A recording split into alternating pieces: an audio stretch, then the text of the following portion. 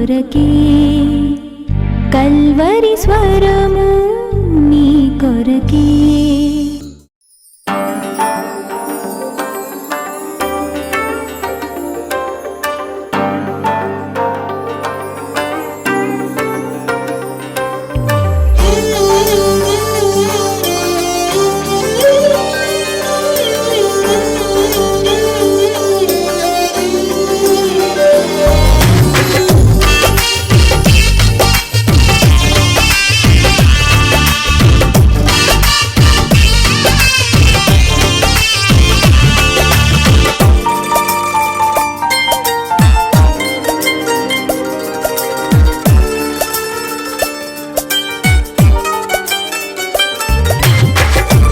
చిత్తము నాలో జరిగించుము దేవా, పనికొచ్చే పాత్రగా నన్ను వాడుకో యేసయ్యా. నీ చిత్తము నాలో జరిగించుము దేవా, పనికొచ్చే పాత్రగా నన్ను వాడుకో యేసయ్యా. నీ కోసమేగా ఈ జీవితం, నీ సేవకేగా అది అంకితం. నీ కోసమేగా ఈ జీవితం, నీ సేవకేగా అది అంకితం. నీ చిత్తము నాలో జరిగించుము దేవా, పనికొచ్చే పాత్రగా నన్ను వాడుకో యేసయ్యా.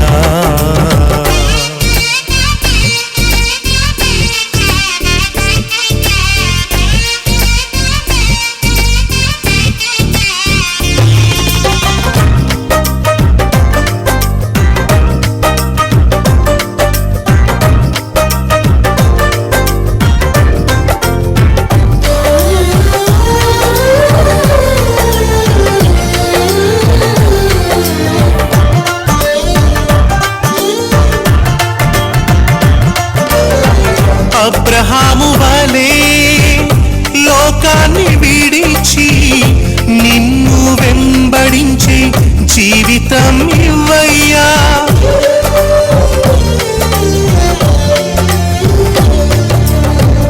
అబ్రహాము వలే లోకాన్ని విడిచి నిన్ను వెంబడించే జీవితం ఇవ్వయ్యా. యాకోబు వలే మోసాన్ని విడిచి నీతో జీవించే జీవితం ఇవ్వయ్యా. యాకోబు వలే మోసాన్ని విడిచి నీతో జీవించే జీవితం ఇవ్వయ్యా. నీ చిత్తము నాలో జరిగించుము దేవా, పనికొచ్చే పాత్రగా నన్ను వాడుకో యేసయ్యా.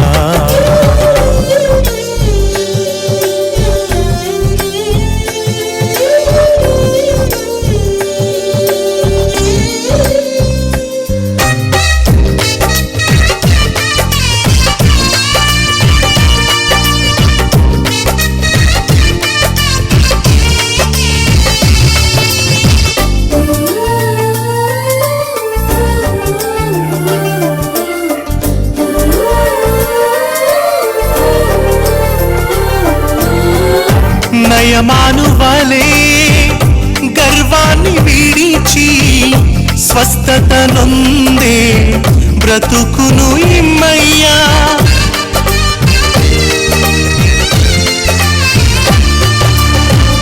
నయమాను వలే గర్వాన్ని విడిచి స్వస్థత నొందే బ్రతుకును ఇమ్మయ్యా. శిష్యుల వలే సర్వాన్ని విడిచి నిన్ను సేవించే జీవితం ఇవ్వయ్యా. శిష్యుల వలే సర్వాన్ని విడిచి నిన్ను సేవించే జీవితం ఇవ్వయ్యా. నీ చిత్తము నాలో జరిగించుము దేవా, పనికొచ్చే పాత్రగా నన్ను వాడుకో యేసయ్యా.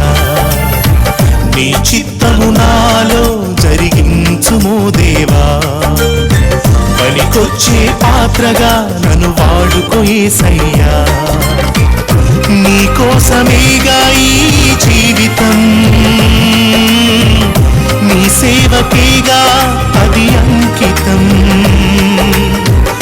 నీ కోసమేగా ఈ జీవితం, నీ సేవకేగా అది అంకితం.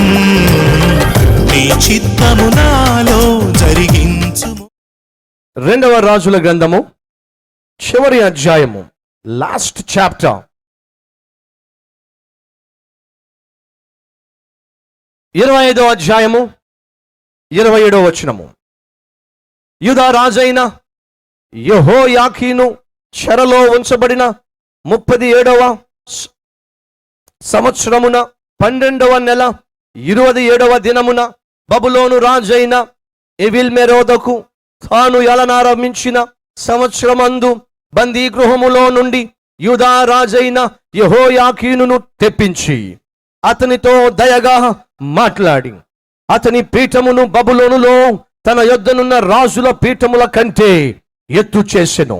కాగా అతడు తన బందీగృహ వస్త్రములను తీసివేసి వేరు వస్త్రములను ధరించుకొని తాను బ్రతికిన దినములన్నీయు రాజు సన్నిధిని భోజనము చేయుచు వచ్చెను.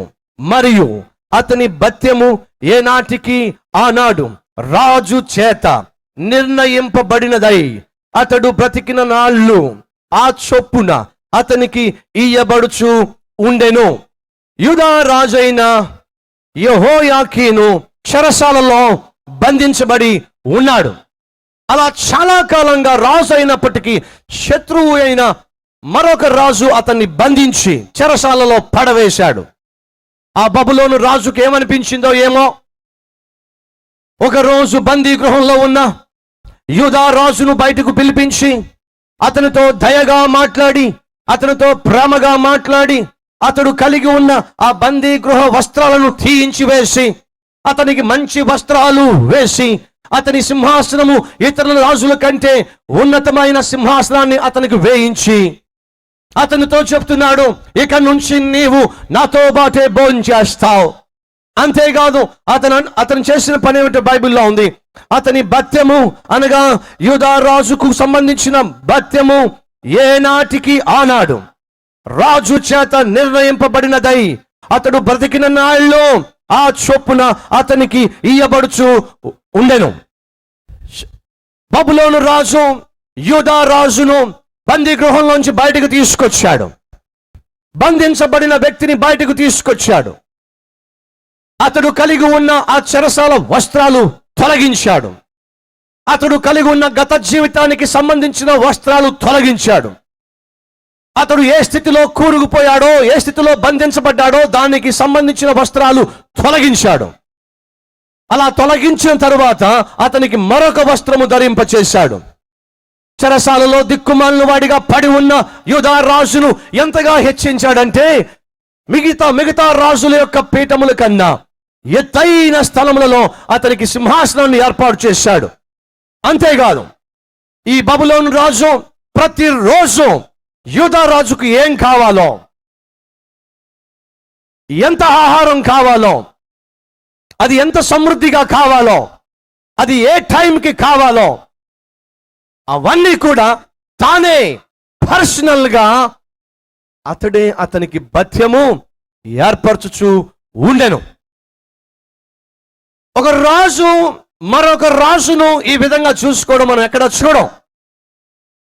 పడి ఉన్న దిక్కుమాలిన స్థితిలో ఉన్న యూదా రాజును బయటికి పిలిపించి వస్త్రాలు మార్పించి సింహాసనం వేయించి అతను సింహాసనంలో కూర్చోబెట్టి అతనికి ఏం కావాలో అవన్నీ కూడా ఒక బబులోను రాజు చేయటం ఏమిటండి? బబులోను రాజులు మంచివారుగా ఉన్నట్టుగా మనం సహజంగా చూడం. అన్య దేవతలను పూజించేవాళ్ళు, విగ్రహాలను పూజించేవాళ్ళు, జీవము కలిగిన దేవుణ్ణి తిరస్కరించినట్టుగా జీవించినట్టుగా బైబిల్లో మనం చాలా చోట్ల చూస్తూ ఉన్నాం. అటువంటి రాజు యూదా రాజుకు ఎటువంటి ఏర్పాట్లు చేశాడంటే దిక్కుమాలిన స్థితిలో నుంచి లేవనెత్తాడు,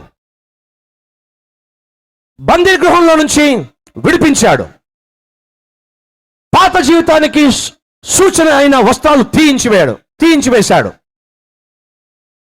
చెరసాలలోంచి లేవనెత్తి సింహాసనం మీద కూర్చోబెట్టాడు. ప్రతిరోజు అతనికి ఏం కావాలో తానే పర్సనల్ గా అన్ని ఏర్పాట్లు చేశాడు. ఒక బబులోను రాజు చెరసాలలో ఉన్న వ్యక్తిని బయటకు తీసుకొచ్చి సింహాసనం మీద కూర్చోబెట్టి తనకు కావలసిన ప్రతి అవసరాన్ని ఒక బబులోను రాజు అంత చక్కగా తీర్చగలిగితే, నేను ప్రకటించే ఆ రాజులకు రాజైన ప్రభువులకు ప్రభువైన ఆ దేవుడు మనలను ఇంకెంత గొప్పగా దీవించగలడు, ఇంకెంత గొప్పగా ఆశీర్వదించగలడు, ఇంకెంత గొప్పగా హెచ్చించగలడు. మనం నమ్మినట్లయితే నమ్మిన వాళ్ళు దేవుని గట్టిగా మహింపరుస్తూ చెప్పలు కొడండి.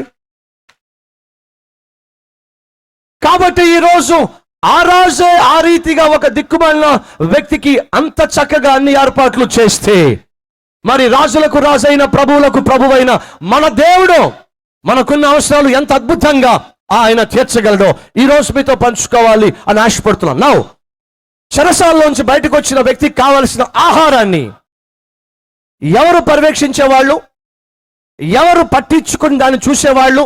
రాజుగారే. అతనికి ఎంత ఇవ్వాలో ఎవరు చూసేవాళ్ళు? రాజుగారే. ఎప్పుడు ఇవ్వాలో ఎవరు చూసేవాళ్ళు? రాజుగారే. ఆయన సమక్షంలోనే, ఆయన యొక్క కనుదృష్టి ద్వారానే సమస్తము జరిగినాయి. ప్రతి దినము ఆ రీతిగా అతనికి ఏర్పాటు చేస్తూ వచ్చెను. ఇప్పుడు రాజుగారే ప్రత్యేక శ్రద్ధ వహించి ఒక వ్యక్తికి కావలసినవన్నీ ఏర్పాట్లు చేస్తూ ఉంటే అడుగుతున్నా, అది ఎంత సమృద్ధిగా ఉంటుంది, ఎంత అద్భుతంగా ఉంటుంది, ఎంత శ్రేష్టమైనదై ఉంటుంది, ఎంత సకాలంలో వస్తుంది. అవునా కదా? ఇప్పుడు ఈరోజు మీతో మాట్లాడే వాక్యాన్ని 4గా నేను డివైడ్ చేస్తా. 1, రాజే ఒకవేళ తానే ఒక వ్యక్తికి ఆహారాన్ని పంచిపెట్టాలి అనుకున్నప్పుడు ఏ ఆహారాన్ని పంచిపెడతాడు? మంచి ఆహారాన్నా లేక చెడిపోయిన ఆహారాన్నా? కుళ్ళిపోయిన ఆహారాన్నా లేకపోతే శ్రేష్టమైన ఆహారాన్న? ఏ ఆహారాన్ని రాజు పంచిపెడతాడు? శ్రేష్టమైన ఆహారాన్ని. 2వ పాయింట్, శ్రేష్టమైనదే ఇచ్చాడు. 2వది, ఎలా ఇచ్చుంటాడు? చాలని ఆహారాన్న, అందని ఆహారాన్న, కడుపు నిండని ఆహారాన్న, లేదా సమృద్ధి అయిన ఆహారాన్న? ఎలా ఇచ్చుంటాడు చెప్పాలి. సమృద్ధి అయిన ఆహారాన్ని. ఓకే, బ్రేక్ఫాస్ట్ టైంలో బ్రేక్ఫాస్ట్ పెట్టకుండా, లంచ్ టైంలో లంచ్ పెట్టకుండా, డిన్నర్ టైంలో డిన్నర్ పెట్టకుండా, టైంకి అతనికి ఇవ్వకుండా అతడు ఏడిపించుంటాడా? లేదా రాజుగారే ప్రత్యేక శ్రద్ధ వహించారు కాబట్టి ఆ సైనికులు టైంకే అతనికి అన్ని ఏర్పాట్లు చేసుంటారా? ఇప్పుడు ఏం సమాధానం చెప్పండి. టైంకే అన్ని ఏర్పాట్లు జరిగి ఉంటాయా? రైట్. 4th, అలా ప్రతిరోజు జరిగి ఉంటుందా లేకపోతే పండగకి మాత్రమే జరిగి ఉంటుందా? అది కూడా చెప్పండి. పండగ ప్రతిరోజా? రైట్. ఇప్పుడు ఆ బబులోను రాజు యూదా రాజుకు ఏమేమి చేశాడో దాన్ని మనం జాగ్రత్తగా పరిశీలించినప్పుడు శ్రేష్టమైనది ఇచ్చాడు. ఓకే, సమృద్ధిగా ఇచ్చాడు. ఓకే, ప్రతి దినము ఇచ్చాడు, టైంకే ఇచ్చాడు. ఓకే, ఈ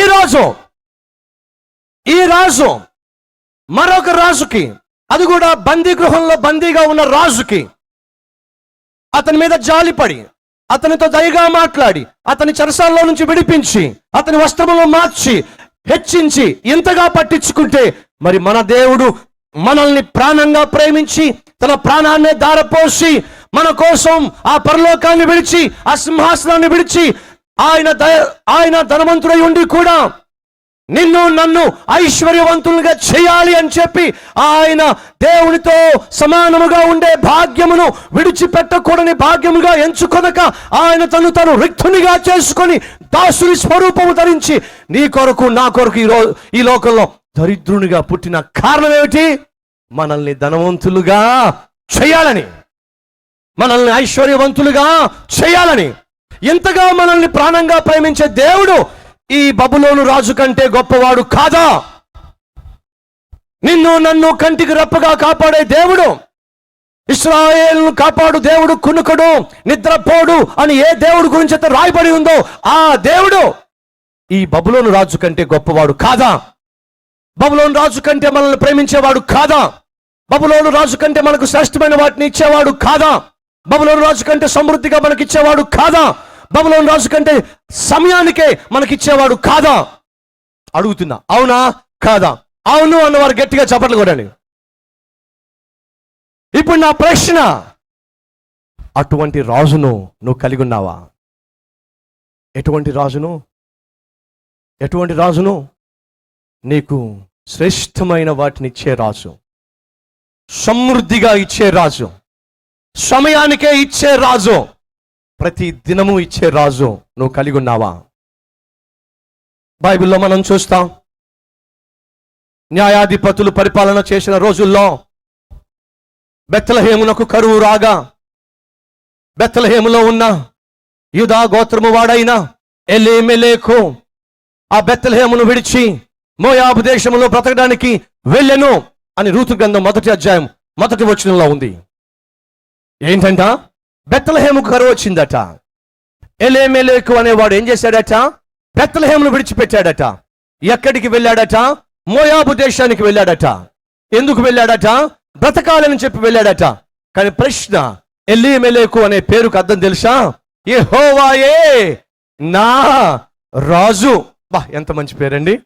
యెహోవాయే నా రాజు అనే పేరు పెట్టుకున్న వ్యక్తికి ఆ రాజుతో సంబంధం లేకుండా జీవించాడు. కాబట్టే కష్టం వచ్చినప్పుడు, నష్టం వచ్చినప్పుడు, కరువు వచ్చినప్పుడు దేవుని సన్నిధికి రాకుండా, దేవుని సన్నిధిలో మొరపెట్టకుండా, దేవుని సన్నిధిలో మోకాళ్ళు ఉనకుండా పారిపోయాడు. ఎక్కడికి? మోయాబు దేశానికి. దేనికి? బ్రతుకుతాను అని చెప్పి. బ్రతికాడా? 2 కొడుకులను తీసుకెళ్ళాడు, తన భార్యను తీసుకెళ్ళాడు. బ్రతికాడా? భార్యను బిడ్డలను పోషించుకోగలిగాడా? బైబిల్ సెలవిస్తా ఉంది, బ్రతకాలి అని చెప్పి వెళ్ళిన ఎలీమెలెకు అనగా యెహోవాయే నా రాజు అని పేరులో గొప్ప అర్థాన్ని కలిగి ఉన్నప్పటికీ జీవితంలో యెహోవాను దేవుడుగా, యెహోవాను రాజుగా కలిగి ఉండని పాపాన్ని బట్టి అతడు మోయాబు దేశానికి వెళ్ళి చచ్చెను బైబిల్లో ఉంది. ఆ తండ్రిని నమ్ముకొని దేవునికి దూరమైన 2 కుమారులు, వాళ్ళు కూడా చచ్చిపోయారు. ఎందుకు చనిపోయారు? ఎందుకు చావాల్సి వచ్చింది? యెహోవాను రాజుగా కలిగి ఉండనందుకు, యెహోవాను దేవుడిగా కలిగి ఉండనందుకు, యెహోవాను సంపూర్ణంగా నమ్ముకోనందుకు. ఈరోజు ఈ మాటలు వింటున్న ప్రియ సహోదరి, ప్రియ సహోదరుడా, అడుగుతున్నా, ఒక బబులోను రాజే మరొక రాజు, అది కూడా బందీ గృహంలో పడి ఉన్న దిక్కుమాలిన రాజు పట్ల అంత కనికరం చూపి, దయ చూపించి, తానే ప్రత్యేకంగా ఉండి అన్ని సమకూర్చి పెడితే, నీకోసం నా కోసం ప్రాణం పెట్టిన ఆ శ్రేష్టమైన రాజు మనల్ని పట్టించుకోడా? మనల్ని కనికరించడా? మనల్ని కాపాడ్డా? మనకు సమృద్ధిగా ఇవ్వడా? ఇస్తాడు. మరి ఎందుకని ఈరోజు చాలా మంది ఈ వాక్యం వినేవారిలో ఏడుస్తున్నారు? ఏమని? మా బ్రతుకు చాలని బ్రతుకులయ్యా, ఎంత కష్టపడినా ఫలితం ఉండడం లేదయ్యా, ఎంత ప్రార్థించినా జవాబు రావడం లేదయ్యా, ఏనాటి కీడు ఆనాటికే చాలినట్టుగా మా జీవితంలో కీడు తప్ప ఇంకేమీ మిగలడం లేదయ్యా అని ఏడ్చేవాళ్ళు ఈరోజు ఎంతమంది లేరు? ఎందుకు అలా జరుగుతుంది మన జీవితంలో? నెంబర్ 1, మన దేవుడు మనకేం కావాలో అలా కావలసిన ఆహారాన్ని, శ్రేష్టమైన దాన్నే మనకిచ్చేవాడు. అవును, అయితే అది ఎలా బైబిల్లో నిరూపించబడిందో మీతో పంచుకుంటా. ఏలియా ప్రకటన చేశాడు. ఏమని?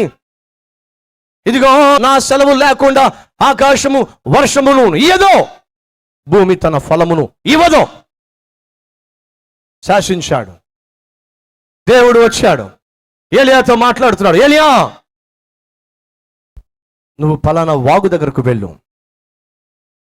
కరువు వచ్చి పడింది, దేశంలో కరువు, ఇబ్బంది, శ్రమ వచ్చి పడింది. ఎంత కష్టపడుతున్నా, ఎంత రెక్కాడుతున్నా దొక్క మాత్రం ఆడ్డంలా. అటువంటి దిక్కుమాలిన స్థితిలో ప్రజలు ఉన్నప్పుడు దేవుడు తన సేవకుని మాత్రం పట్టించుకోకుండా మాన్లా. బైబిల్లో మనం చూస్తాం, ఐగుప్తు దేశం అంతా కూడా చీకటి, కటిక చీకటి, తడివితే స్పర్శకు కూడా దొరికేటటువంటి చీకటి కమ్ముకుందట. కానీ ఇశ్రాయేలీలు నివసించే గోషేను ప్రాంతంలో మాత్రం చీకటి లేదు. ఆ ప్రాంతం అంతా వెలుగుమయమై ఉంది.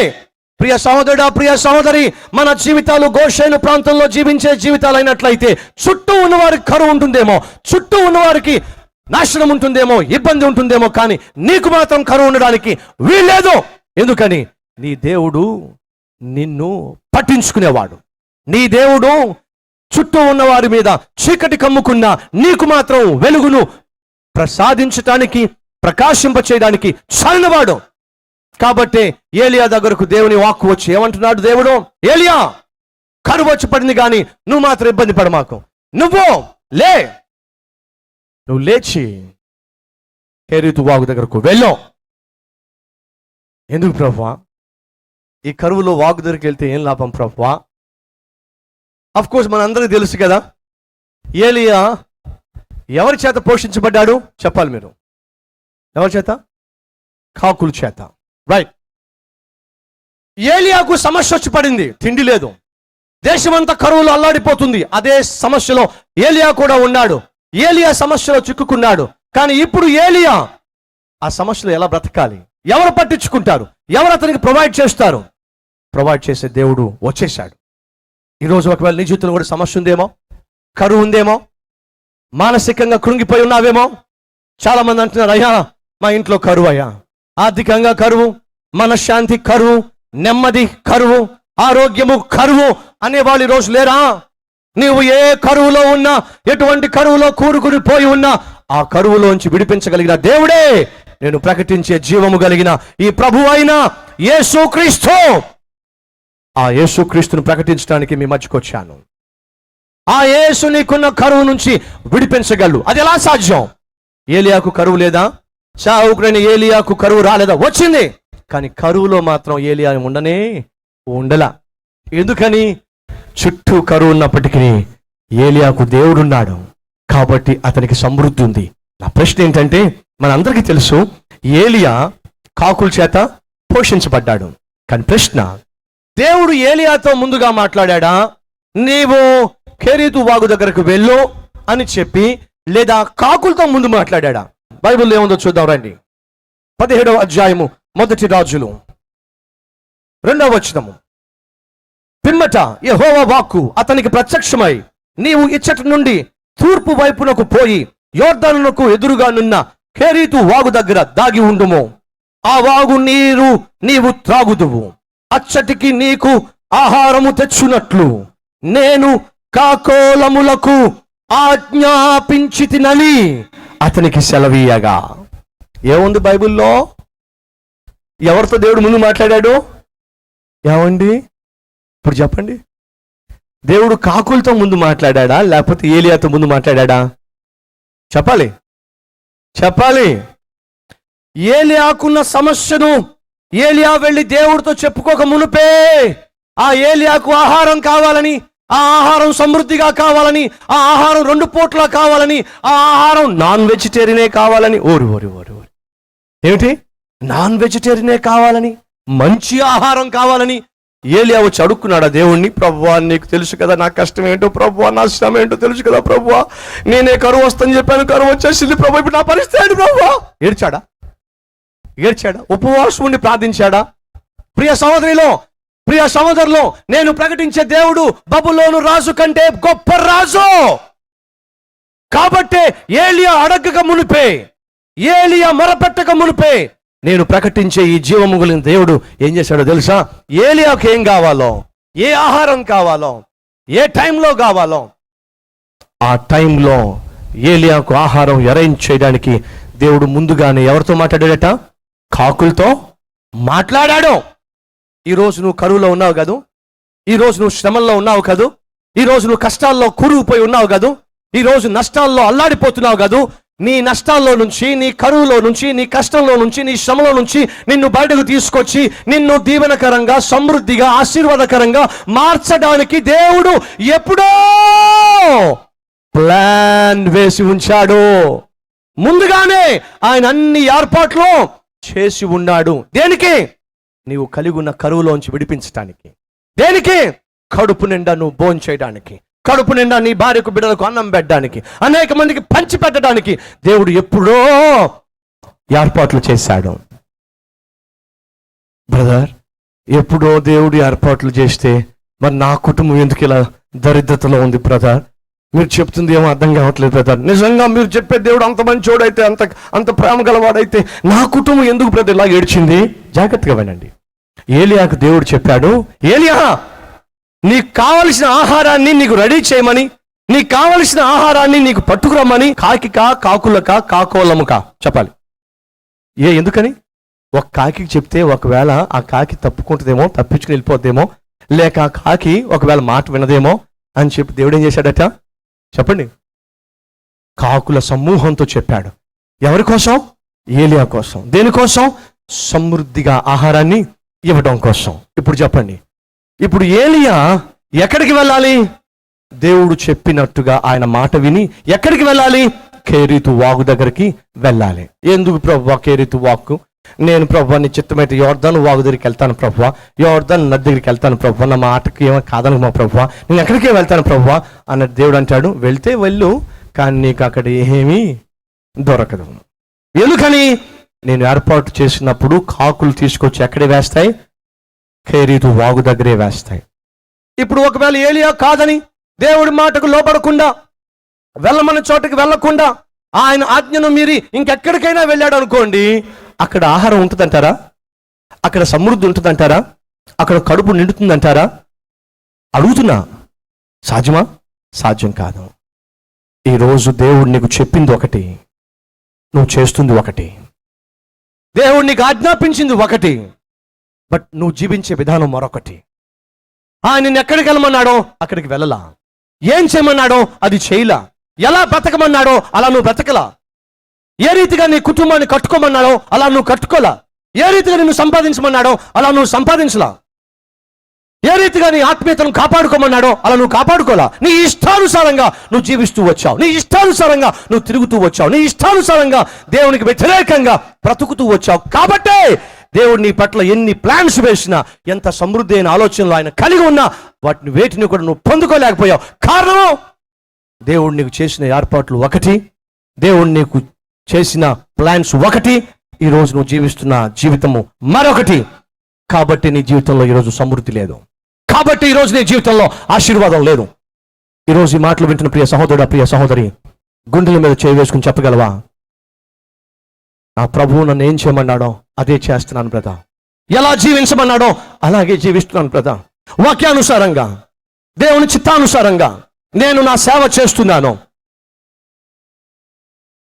నేను నా కుటుంబాన్ని కట్టుకుంటున్నాను, నా ఆత్మీయతను కాపాడుకుంటున్నాను అని నువ్వు చెప్పగలిగితే, నేను ప్రకటించే దేవుడు బబులోను రాజు కన్నా గొప్పవాడు.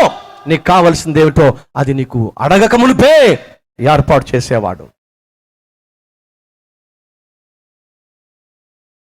మహాపరిశుద్ధుడు అయిన ప్రేమ కలిగిన తండ్రి, సూటిగా స్పష్టంగా మాట్లాడా, బబులోను రాజు కంటే గొప్ప రాజువు నీవు, బబులోను రాజు కంటే గొప్ప రాజువు నీవు నాయన. రాజులకు రాజువు, ప్రభువులకు ప్రభువుడువు, మమ్మల్ని ప్రాణంగా ప్రేమించిన దేవుడవు, కునికేవాడివి కాదు, నిద్రపోయేవాడివి కాదు, మా అవసరాల్లో పట్టించుకునే దేవుడవు, సమృద్ధిగా మాకు కావలసిన వాటిని అనుగ్రహించేవాడివి, సమయానికే దయచేసేవాడివి, శ్రేష్టమైన వాటిని అనుగ్రహించగలిగిన వాడివి, ప్రతి దినము మా భారము వహించగలిగిన వాడివి. కానీ మా పాపములే నీకు మాకు అడ్డుగా వచ్చినవి కాబట్టే ఎప్పుడో పొందుకోవలసిన ఆశీర్వాదాలు పొందుకోకుండా ఆలస్యం అయిపోయింది.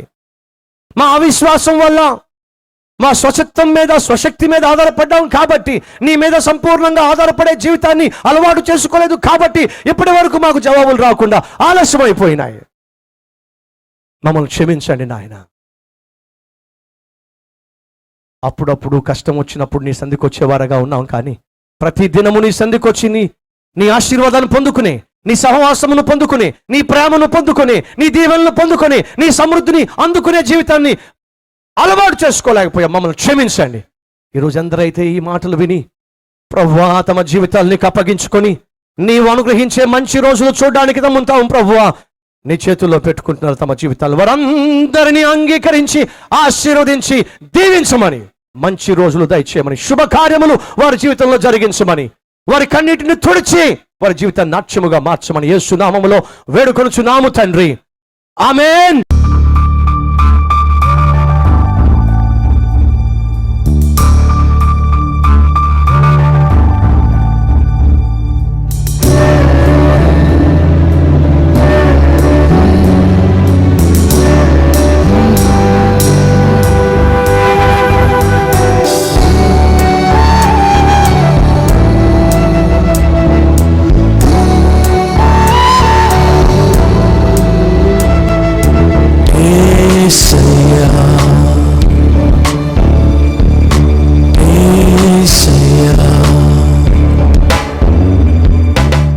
Address Calvary, post box number 30, Kukatpally, Hyderabad 72.